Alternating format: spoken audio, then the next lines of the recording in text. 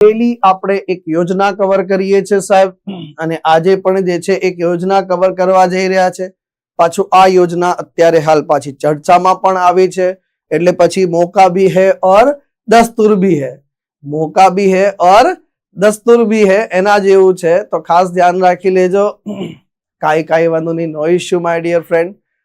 વિસ્તૃત PM e drive યોજના હેઠળ જે હાલમાં બદલાવ કરવામાં આવ્યો છે એ પ્રમાણે ઇલેક્ટ્રિક ટુ વ્હીલર્સ માટે નવી સબસિડી સમાપ્તિની તારીખ જે છે કઈ છે? તો પહેલા જે છે 31 માર્ચ 2026 હતી, જે ટુ વ્હીલર પર જે સબસિડી મળે છે બધાને, એ સબસિડી જે છે હવે લંબાવીને કઈ તારીખ સુધી રાખવામાં આવી છે? તો 31 જુલાઈ 2026 કરવામાં આવી છે इलेक्ट्रिक टू व्हीलर्स माटे. सर सेना माटे? इलेक्ट्रिक टू व्हीलर्स माटे. अभी उसका भी क्लियरेंस करेंगे, जरा ध्यान थी सांभळता जजो, मजा आवशे साहेब आ डेटा ની અંતર્ગત. તો આપણું જે છે મિનિસ્ટ્રી ઓફ હેવી ઇન્ડસ્ટ્રી જે છે સાહેબ, તો ભારે ઉદ્યોગ મંત્રાલય દ્વારા જે છે હાલમાં કે માર્ચ મહિનામાં નોટિફિકેશન જાહેર કરવામાં આવ્યું, જેમાં પીએમ ઈ ડ્રાઈવ યોજના હેઠળ ઇલેક્ટ્રિક વાહનો માટેની સબસિડીમાં જે છે થોડી લંબાવવામાં આવી છે.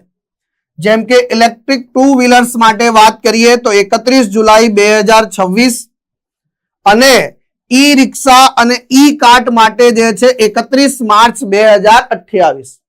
તો ધ્યાન રાખી લેજો, બંનેનો તફાવત જે છે મગજમાં બેસાડજો. ખાસ કરીને ઇલેક્ટ્રિક ટુ વ્હીલર્સ માટે સબસિડીની તારીખ 31 જુલાઈ 2026 અને થ્રી વ્હીલર્સ હોય, ઈ રિક્ષા અને ઈ કાર્ટ હોય તો એના માટે 31 માર્ચ 2028 જે છે કરવામાં આવી છે સાહેબ, હે ને?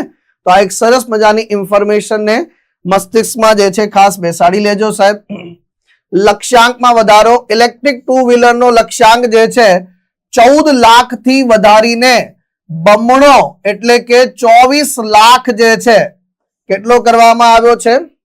24 લાખ જે છે 24.8 લાખ કરવામાં આવ્યો છે.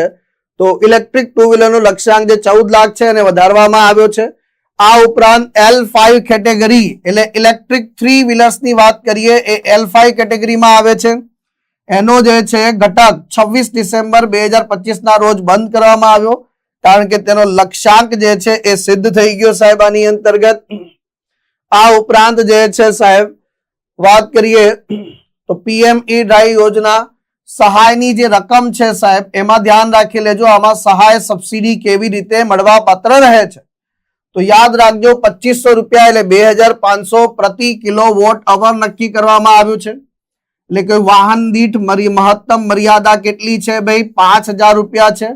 અથવા તો જો તમારા શોરૂમની જે એક્સ કિંમતના 15% બંનેમાંથી જે ઓછું હોય એ રાખવામાં આવે છે.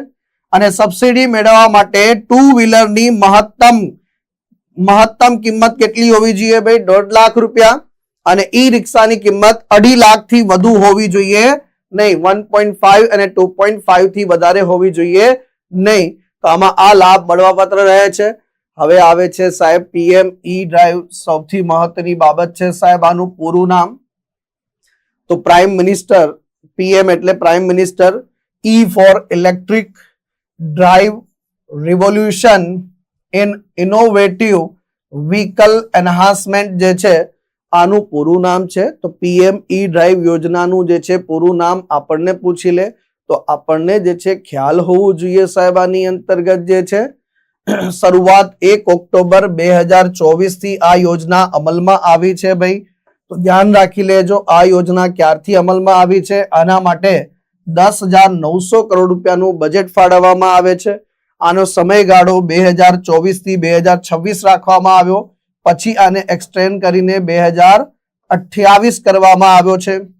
આ મિનિસ્ટ્રી ઓફ હેવી ઇન્ડસ્ટ્રી જે છે આના માટે નોડલ મંત્રાલય છે સાહેબ, એ પણ ધ્યાન રાખજો કયા મંત્રાલયની યોજના છે, તો એ પણ આપણને ખ્યાલ હોવો જોઈએ. આ યોજના આગળની જે આપણી ઇલેક્ટ્રિક વ્હીકલ અડોપ્શન માટેની જે સફળ યોજનાનું એક વિસ્તૃત સ્વરૂપ હતું. જેમ કે 2015માં ફેમ 1 યોજના લોન્ચ કરી, 2019માં ફેમ 2 લોન્ચ કર્યું, પછી જે છે ઇલેક્ટ્રિક મોબિલિટી પ્રમોશન સ્કીમ 2024 અને હવે આ બધાને ભેગા કરીને પીએમ ઈ ડ્રાઈવ યોજનામાં એક યોજનામાં લાવી દેવામાં આવી છે, એક સિંગલ યોજનામાં સમાવેશ કરી દેવામાં આવ્યો છે. તો આ ખાસ ધ્યાન રાખી લેજો સાહેબ. તો આની સરસ મજાની ઇન્ફોર્મેશન. તો આ જે છે પીએમ ઈ ડ્રાઈવ યોજનામાં જે છે ઇલેક્ટ્રિક વાહનોમાં electric 2 wheelers, electric 3 wheelers, electric બસને સહાય મળે છે. ઇલેક્ટ્રિક 4 વ્હીલર્સની વાત કરીએ તો 22,100 જેટલા ફાસ્ટ ચાર્જરની સ્થાપના કરવામાં આવી રહી છે. ઇલેક્ટ્રિક બસીસ માટે જે છે 1800 ફાસ્ટ ચાર્જરની સ્થાપના. ઇલેક્ટ્રિક 2 વ્હીલર અને 3 વ્હીલર્સ માટે 48,400 ફાસ્ટ ચાર્જર. કારણ કે ઇલેક્ટ્રિક વ્હીકલ વેચશો તો જોડે જોડે ફાસ્ટ ચાર્જિંગની પણ વ્યવસ્થા જે છે બજારમાં હોવી જોઈએ. જેમ તમે પેટ્રોલ પુરાવા જાઓ છો એમ જે છે ઇલેક્ટ્રિક વ્હીકલને ચાર્જ કરવા માટે પેટ્રોલ પંપે જશો સાહેબ. તો આ જે છે ઇલેક્ટ્રિક વ્હીકલ માટેના પેટ્રોલ પંપ નહીં પણ ઇલેક્ટ્રિક વ્હીકલ માટે જે છે ફાસ્ટ ચાર્જરની સુવિધા, એના લક્ષ્યાંક પણ નક્કી કરવામાં આવ્યા છે આ યોજનાની અંતર્ગત જે છે સાહેબ.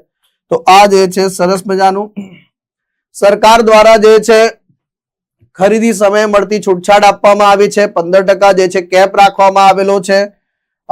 વાહનની એક્સ ફેક્ટરી કિંમતના 15% અથવા નક્કી કરેલી પ્રતિ વાહન મર્યાદા બંનેમાંથી જે ઓછું હશે એ. તો આ એક સરસ મજાની જે છે યોજના છે. આ યોજનાના ઉદ્દેશ્યો જે છે યાદ રાખી લેજો. ઇલેક્ટ્રિક વાહનોના વપરાશને જે છે વેગ આપવો, ઇલેક્ટ્રિક વાહનોના જે છે અડેપ્શનને પણ વેગ આપવો ભાઈ. દેશમાં ચાર્જિંગ સ્ટેશનોને મજબૂત નેટવર્ક ઊભું કરવું, વાયુ પ્રદૂષણને ઘટાડવું અને પરિવહનની પર્યાવરણ પર થતી જે નકારાત્મક અસરો છે એને ઘટાડવી. તો આ બધા જે છે ઉદ્દેશ્યો આની અંતર્ગત સામેલ છે. ઘણી વખતે યોજનાના ડાયરેક્ટ ઉદ્દેશ્યો પરીક્ષામાં પૂછી લેતા હોય છે. તો આ ઉદ્દેશ્યોને પણ મગજમાં ખાસ બેસાડી લેજો ભાઈ. ક્લિયર છે મારા વહાલા વિદ્યાર્થી મિત્રો? અને અલગ અલગ જે છે યોજનાઓ છે જે ઇલેક્ટ્રિક વ્હીકલ માટેની છે, અલગ અલગ યોજનાઓ છે જે ઇલેક્ટ્રિક વ્હીકલ માટેની છે, એના પાછલી પરીક્ષામાં પૂછાયેલા બધા જ પ્રશ્નોને આપણે ભેગા કરી દીધા છે અને બધાને જે છે આની અંતર્ગત જે છે લઈ આવવામાં આવ્યો છે સાહેબ. તો આ એક મગજમાં જે છે ખાસ બેસાડી લઈશું સાહેબ.